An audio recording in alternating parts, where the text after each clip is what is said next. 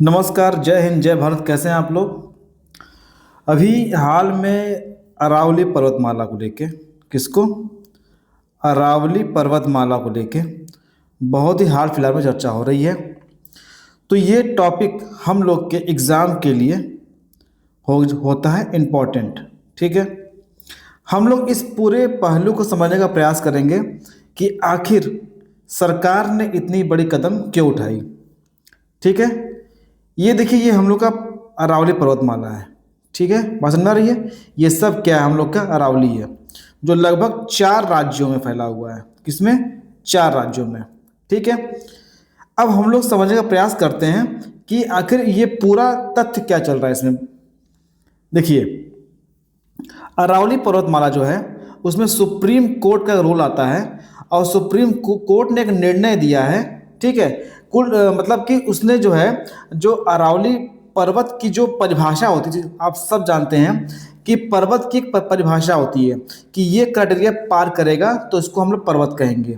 ठीक है, तो जो डेफिनेशन चली आ रही थी उसी को सुप्रीम कोर्ट ने कुछ चेंजेस किया है।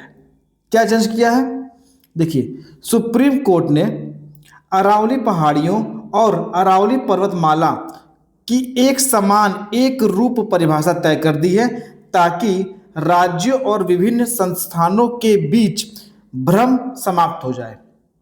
ठीक है, मतलब एक यूनिफॉर्म डेफिनेशन तय कर दिया है कि अब ये चीज होगा तो हम इसको पर्वत या पर्वतमाला कहेंगे।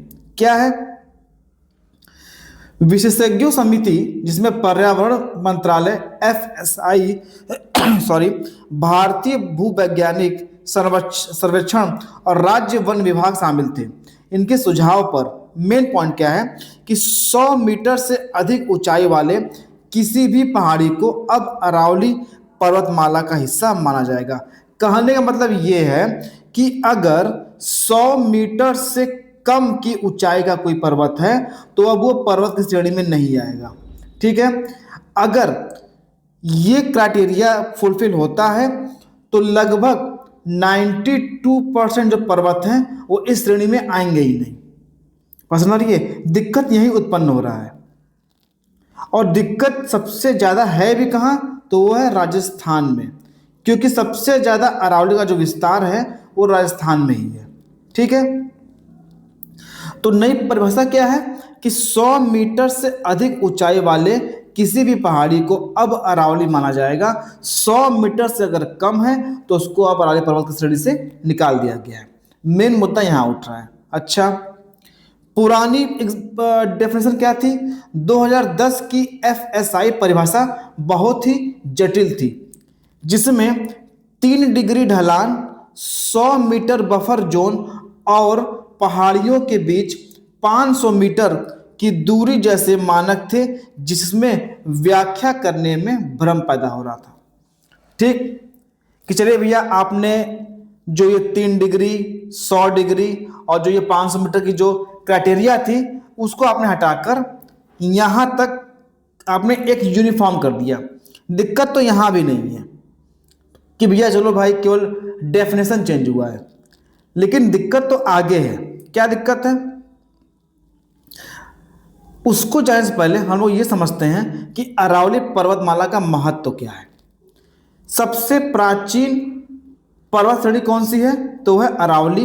2 अरब वर्ष पहले की है। कितनी है? 2 अरब वर्ष पहले की है। अच्छा, पारिस्थितिकीय ऋण बोलते हैं इसको। जो अरावली पर्वतमाला है इसको क्या बोलते हैं? पारिस्थितिकीय ऋण बोलते हैं। क्यों? क्योंकि इसे उत्तर पश्चिम भारत की, किसकी? उत्तर पश्चिम भारत की, अगर भाग कर हम डिवाइड कर दें तो ये हिस्सा, ठीक, उत्तर पश्चिम भारत की पारिस्थितिकीय ऋण कहा जाता है, क्योंकि यह थार मरुस्थल के विस्तार को गंगा के मैदानों की ओर बढ़ने से रोकता है। ठीक सॉरी, जो अरावली पर्वतमाला है इसको पारिस्थितिकीय ऋण कहे जाने का तात्पर्य यही है कि यह जो है उत्तर पश्चिम भारत में पारिस्थितिकीय की ऋण कहा जाता है, क्योंकि यह थार मरुस्थल के विस्तार को गंगा के मैदानों की ओर बढ़ने से रोकता है। ठीक, अच्छा, जल स्रोत और पुनर्भरण करता है। यह क्षेत्र जो है भूजल पुनर्भरण के लिए महत्वपूर्ण है। चंबल, साबरमती, लूनी जैसी प्रमुख नदियों के लिए उद्गम और प्रवाह का आधार बनता है। कौन?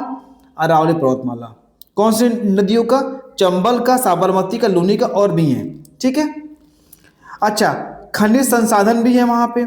यह क्षेत्र चूना पत्थर, संगमरमर, तांबा, जस्ता जैसे महत्वपूर्ण खनिजों से समृद्ध है। अरावली पर्वतमाला में बहुत से फॉरेस्ट रेंज हैं, बहुत से सिटी बसे हुए हैं, बहुत से खनिज संसाधन हैं और क्रिटिकल मिनरल भी हैं। क्या है? क्रिटिकल मिनरल भी हैं, जो भारत को आत्मनिर्भर बनाने में कहीं ना कहीं आवश्यक रोल पैदा कर रहे हैं। क्योंकि आज पूरे विश्व में क्रिटिकल मिनरल की सबसे ज़्यादा खपत और डिमांड है, और भारत में जो क्रिटिकल मिनरल है वो सबसे ज़्यादा कहाँ पर है? अरावली पर्वतमाला में है। बात समझ आ रही है? आगे देखते हैं। खनन और संरक्षण संबंधी चिंताएं क्या हैं?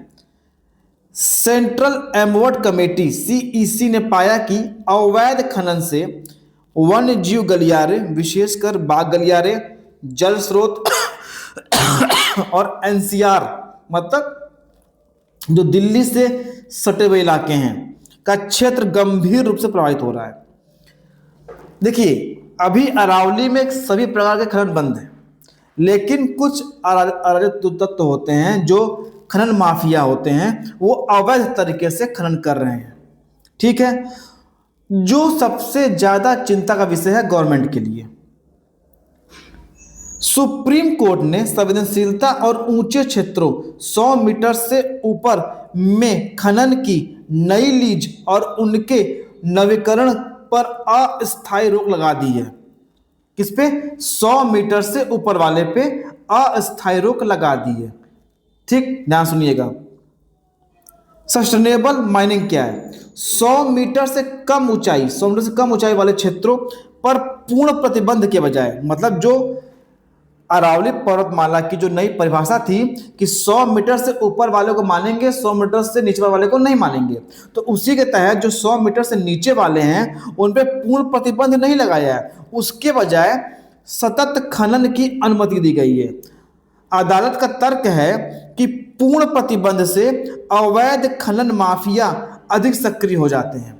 अगर सुप्रीम कोर्ट का यह तर्क है, सुप्रीम कोर्ट ने यह माना है कि अगर हम 100 मीटर से नीचे वाले जो पर्वतमालाएं हैं, अगर उस पर खनन को पूर्ण प्रतिबंध लगा देते हैं तो अवैध खनन माफिया अधिक सक्रिय हो जाते हैं। इसलिए सख्त निगरानी के साथ वैध खनन को संतुलित किया जाएगा।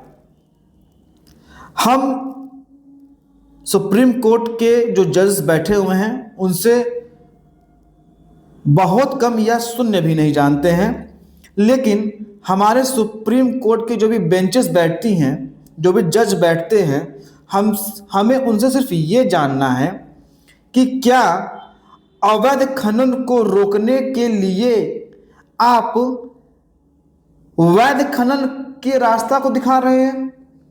मतलब क्या आपकी जो पुलिस, आपकी जो फोर्स, आपके जो डिफेंस के लोग हैं, इंटेलिजेंट के लोग हैं, क्या वो इस अवैध खनन को रोक नहीं सकते? क्या इस अवैध खनन को वैध खनन के साथ कंपनसेट किया जा रहा है? कहीं ऐसा तो नहीं कि इस अवैध खनन को छिपाने के लिए वैध खनन का रास्ता दिखाया जा रहा है और वैध खनन का चद्दर ओढ़ के अवैध खनन का काम किया जाएगा? अगर आपने अनुमति दे दी है तो ऐसा ही होगा, या आप कहेंगे कि कुछ लिमिटेशन हम लगाएंगे? आपने बोल दिया कि भैया इतना पे आपको खनन करना है, ये वैध है, लेकिन शायद खनन करते करते आदमी यहां पहुंच गया, थोड़ा सा यहां पहुंच गया, उसको कौन रोकेगा?